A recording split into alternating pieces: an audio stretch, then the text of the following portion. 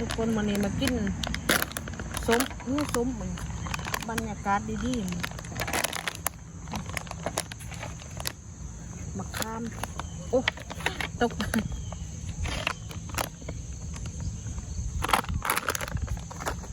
มะขามนี่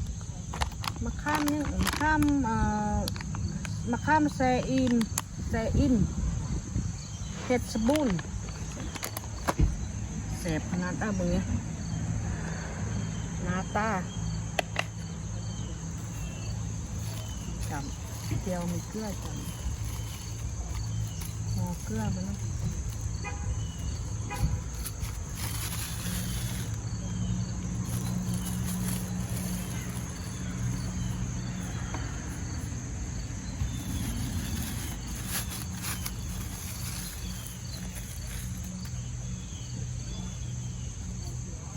เดิมกินน้ำกันทุกคน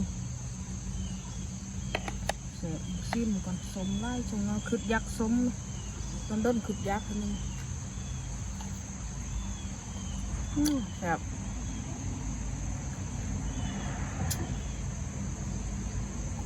คิดว่าสมบ่ได้สมอยู่สมมันแสบขนาดสุดยอดเลย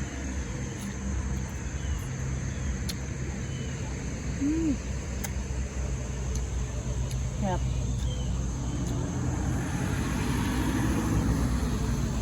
เฮ้ยน้องบ่ได้ซื้อมากินเด็กเชื่อแสบขนาดเลย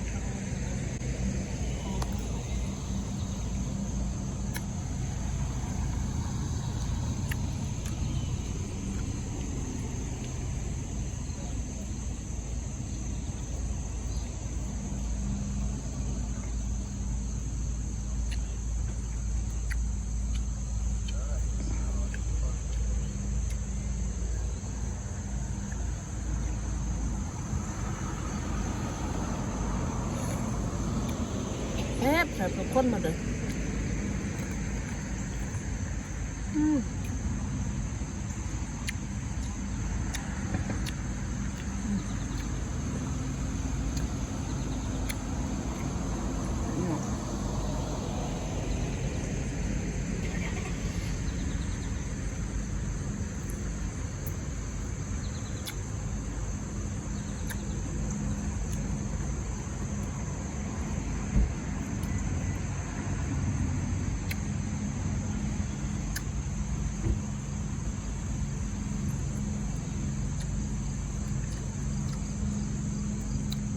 ต้นคือยักษ์กันนึง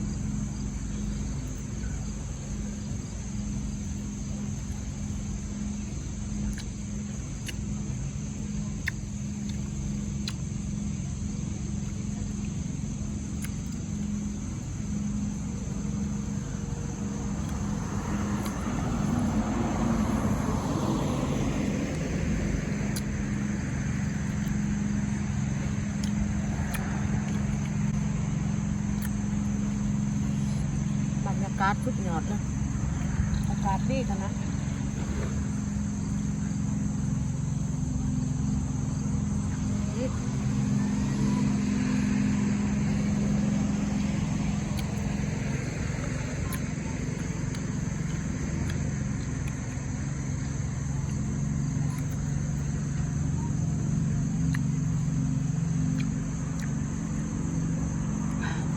แสบทุกคนเห็นน่ะซื้อมากินกับมาข้าม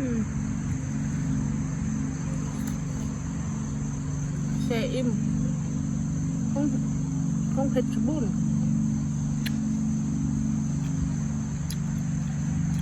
แสบครับสมหวาน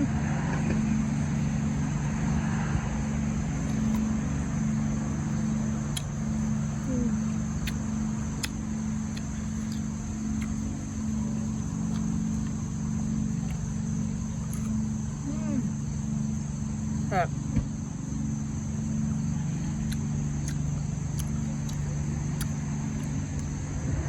ธรรมดามักกินส้มแต่มันผสมเกินไปห้ามไอ้มักข้าวดอง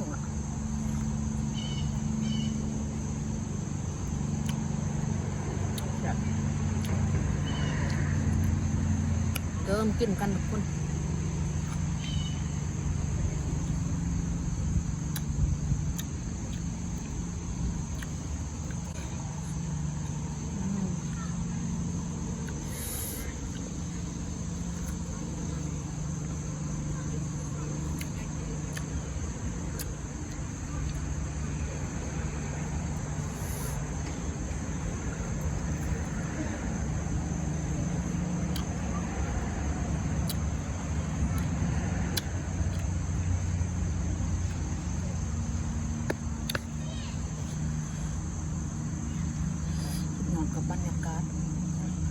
กินแบบนี้ได้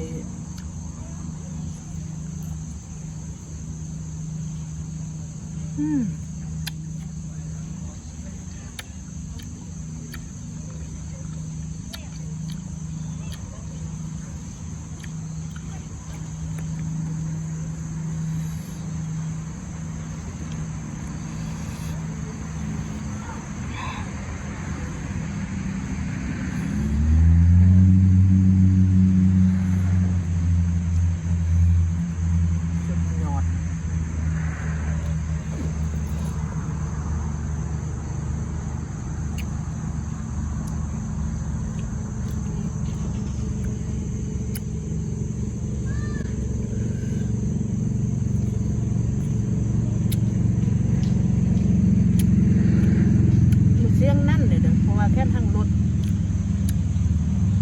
มันเป็นทะเลแล้วมันเกิดผากดินพร้อมนะ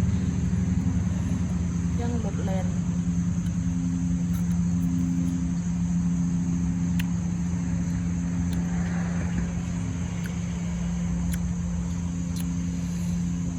อยู่รถไอแลนด์มีอันทะเลไล่ออมน้าออมลั่งเลยเด้เกิดบานมากแต่โบจักนาทีหนึ่งนี้นะ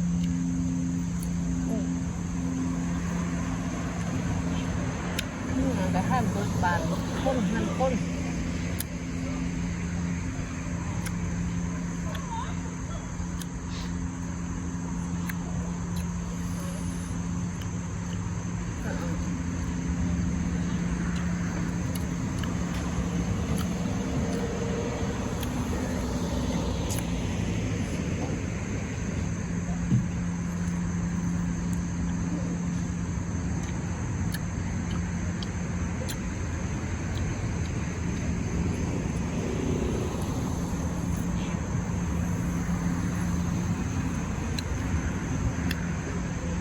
แบบ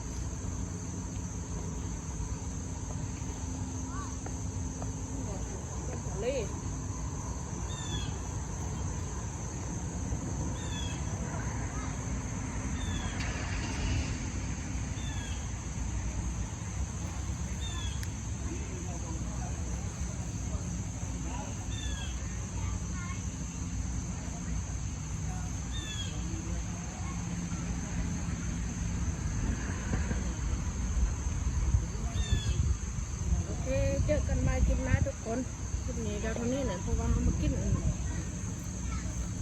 ข้ามสุดยอดเลยเดี๋ยวนี้ความแซ่บความอร่อย